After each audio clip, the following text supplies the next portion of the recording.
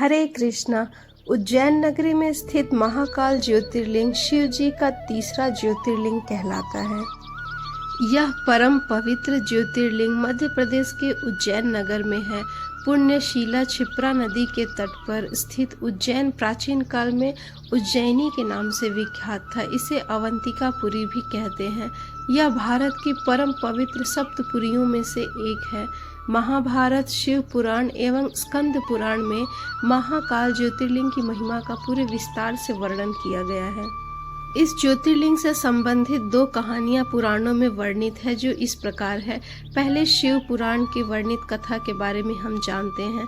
शिव पुराण के कोटि रुद्र संहिता के 16वें अध्याय में शिव जी के तीसरे ज्योतिर्लिंग की कथा का इस प्रकार वर्णन सूत जी करते हैं। अवंतिकापुरी में एक ब्राह्मण रहते थे। वे भगवान शिव के परम भक्त थे। वे प्रतिदिन विधि विधान से शिव जी के पार्थिव लिंग की पूजन किया करते थे। देवादिदेव भगवान शिव के आशीर्वाद से उन्हें धन्य धान की कोई कमी नहीं थी। वे प्रतिदिन अग्नि होम करते और सदा ज्ञान की खोज में लगे रहते। इस प्रकार सभी प्रकार के सुखों को भोग कर अंत में उन्हें शिवलोक की प्राप्ति हुई। उन ब्राह्मण देवता के 4 पुत्र थे: देवप्रिय, मेधाप्रिय, सुकृत एवं धर्मबाहु। ये चारों भी अपने पिता के समान ही सद्गुणी थे। उनके कारण अवंतिका नगरी ब्रह्म तेज से परिपूर्ण थी। वहीं पास ही रत्नमाला नामक एक पर्वत था। उसी पर्वत पर दूषण नामक एक राक्षस रहता था। उसने घोर तपस्या करके ब्रह्मा जी को प्रसन्न कर लिया था और ब्रह्मा जी से इच्छित वर पाकर वह दुष्ट धर्म का शत्रु बन गया था। वह धर्म का नाश कर देना चाहता था। अपने अथाह बल और पराक्रम से उसने सभी देवताओं, मनुष्यों और तीनों लोकों के जीवों को अपने अधीन कर लिया था। वह ब्राह्मणों एवं सदाचारियों पर आक्रमण करके उन्हें अनेक प्रकार से दंडित करता था। एक दिन दूषण नामक वह दैत्य अपनी सेना को साथ लेकर अवंतिकापुरी पहुंच गया। वहां उसने अपने दैत्य सैनिकों को आज्ञा दी कि जो भी ब्राह्मण मेरी आज्ञा को न माने उसे दंड दो। आज्ञा पाकर वे दैत्य नगरी में उपद्रव करने लगे। सारी जनता हाहाकार करने लगी। वे लोग उन ब्राह्मण कुमारों के पास गए और उन्हें सारी बातें बताई। वे ब्राह्मण कहने लगे कि इस जगत का कल्याण करने वाले और अपने भक्तों की सदा रक्षा करने वाले भगवान शिव हैं, इसलिए हम उन्हीं की प्रसन्नता के लिए उन्हीं की आराधना करेंगे। यह कहकर वे चारों ब्राह्मण पुत्र अन्य ब्राह्मणों के साथ मिलकर अपने आराध्य भगवान शिव का पूजन करने लगे।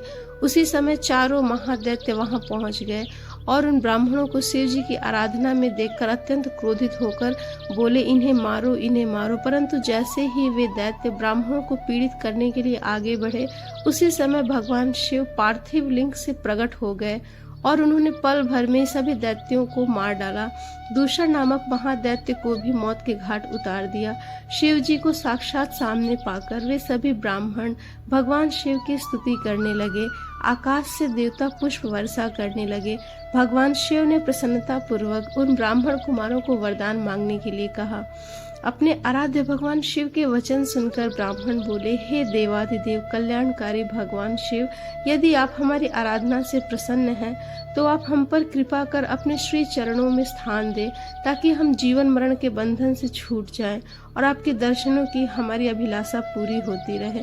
तब अपने भक्तों की इच्छा को पूरी करते हुए सदाशिव उसी स्थान पर ज्योतिर्मय रूप में शिवलिंग में स्थित हो गए और वह लिंग महाकालेश्वर नाम से जग प्रसिद्ध हुआ। इसकी उपासना करने से सभी मनोरथ पूरे होते हैं। पुराणों में एक दूसरी कथा इस ज्योतिर्लिंग से वर्णित इस प्रकार है। प्राचीन काल में उज्जैनी में राजा चंद्रसेन राज्य करते थे। वे परम शिव भक्त थे। एक दिन श्रीकर नामक एक 5 वर्ष का गोप बालक अपनी माँ के साथ उधर से गुजर रहा था।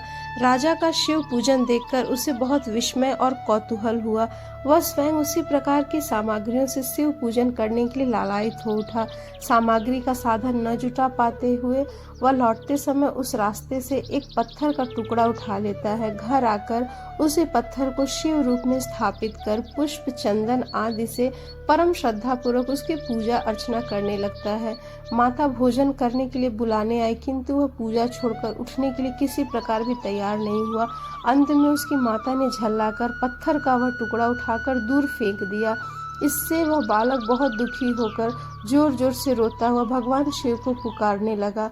रोते रोते अंत में बेहोश होकर वह वहीं गिर पड़ा। बालक की अपने प्रति यह भक्ति और प्रेम देखकर भोलेनाथ भगवान शिव अत्यंत प्रसन्न हो गए। बालक ने जैसे ही होश में आकर अपने नेत्र खोले तो उसने देखा कि उसके सामने एक बहुत ही भव्य और अति विशाल स्वर्णों और रत्नों से बना हुआ मंदिर खड़ा है। उस मंदिर के अंदर एक बहुत ही प्रकाशपूर्ण भास्वर तेजस्वी ज्योतिर्लिंग खड़ा है। बच्चा प्रसन्नता और आनंद से विभोर होकर भगवान शिव की स्तुति करने लगा। माता को जब यह समाचार मिला तब दौड़कर उसने अपने प्यारे लाल को गले से लगाया और पीछे से राजा चंद्रसेन ने भी वहां पहुंचकर उस बच्चे की भक्ति और सिद्धि की बड़ी सराहना की। धीरे धीरे वहां भीड़ जुट गई। इतने में उस स्थान पर हनुमान जी प्रकट हुए और उन्होंने कहा, मनुष्यों भगवान शंकर शीघ्र फल देने वाले देवताओं में सर्वप्रथम है। इस बालक की भक्ति से प्रसन्न होकर उन्होंने इसे ऐसा फल प्रदान किया जो बड़े बड़े ऋषि मुनि करोड़ों जन्मों की तपस्या से भी नहीं प्राप्त कर पाते। इस गोप बालक की 8वीं पीढ़ी में धर्मात्मा नंद गोप का जन्म होगा और द्वापर युग में भगवान विष्णु कृष्ण अवतार लेकर उनके वहां तरह तरह की लीलाएं करेंगे। हनुमान जी इतना कहकर अंतर्ध्यान हो गए। उस स्थान पर नियम से भगवान शिव की आराधना करते हुए अंत में श्रीकर गोप और राजा चंद्रसेन शिव धाम को चले गए। इस शिवलिंग का दर्शन, पूजन एवं अर्चन करने वाले भक्तों के सभी सात्विक मनोकामनाएं पूर्ण हो जाती हैं। उनकी भगवान शिव के चरणों में स्थिर भक्ति जागृत होती है। दैहिक, दैविक और भौतिक सभी प्रकार के बाधाओं से वे मुक्त हो जाते हैं। तो दोस्तों, ये थी आज के महाकालेश्वर ज्योतिर्लिंग की कथा। आपको यह कथा कैसी लगी हमें कमेंट करके ज़रूर बताएं। हरे कृष्णा।